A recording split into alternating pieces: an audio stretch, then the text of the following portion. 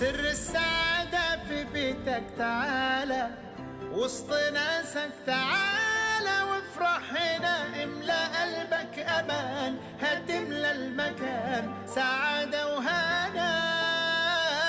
السعادة في ايديك هتلاقيها لما تقدر تسيب تأثير كبير، فرحة متبسمة ومتقسمة على قلوب كتير، على معاني